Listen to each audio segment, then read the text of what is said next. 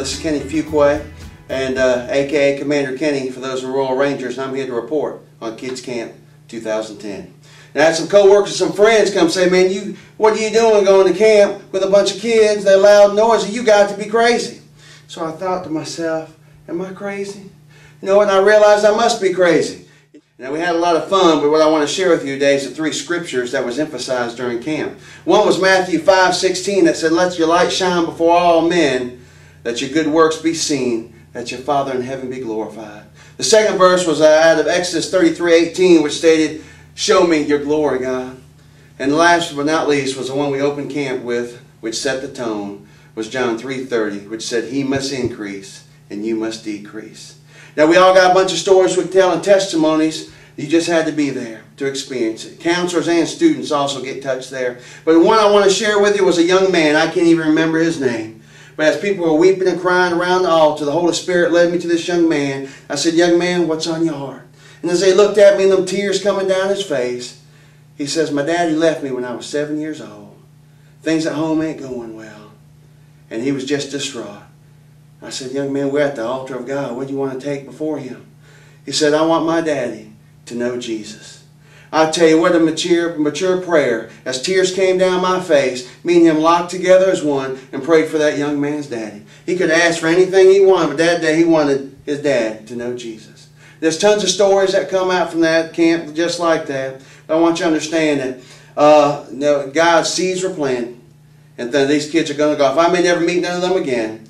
But you know, camp is serious, and I'd like to thank those that sponsor children to be able to be a blessing to those. And the only advice the Holy Spirit would like me to share with you on raising these children are 3 simple things. 1, you need to let your light shine when you're raising these children. 2, you need to let God's glory shine in your life when you're raising these children. And last but not least, you need to raise these children with more of Him and less of you. God bless you. Hi, I'm Ashton Rawls. I started going here, Moffett Road, around when I was in the 7th grade. My name's Bailey Bates, and I've been going to Moffett Road since last October, and I've never been really involved in a church. I never really, truly had accepted God in my heart, and I really felt something for me at youth camp. I went to youth camp, and I wasn't really ready for what was going to happen to me. And I'd always had a lot of problems in my life with my mom and my dad, and I never really had anything secure in my house, but I was just always looking for stability, and whether it be through girls or something like that. I've always had a past of depression and suicide and self-harm, and I had been really struggling with it before camp and struggling with it at camp even during the worship. And Jamie Montero was our speaker, and just everything he said really hit home with me, and I felt like that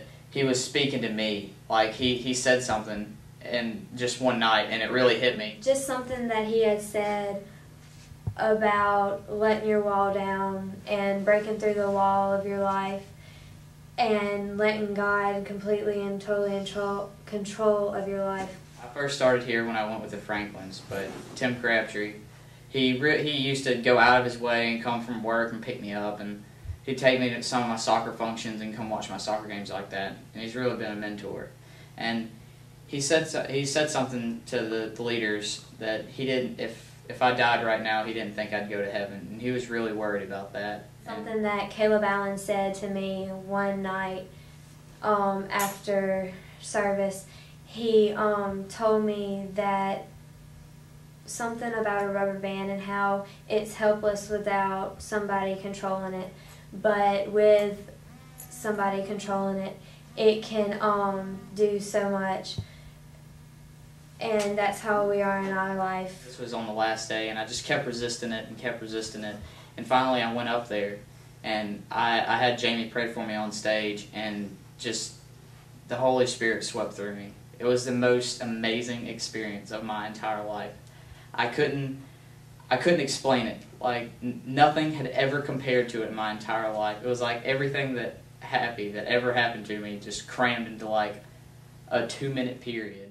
That really showed me that we have to let God control every aspect of our life. And during camp, he showed me how to overcome my depression and self-harm and to be able to live more for Christ than for It just myself. blew my mind, and I wasn't totally even ready for that. And then it's really affected me. Like I had a bad mouth, and I don't know, I wasn't living like I was supposed to. And after I went to youth camp, my life has dramatically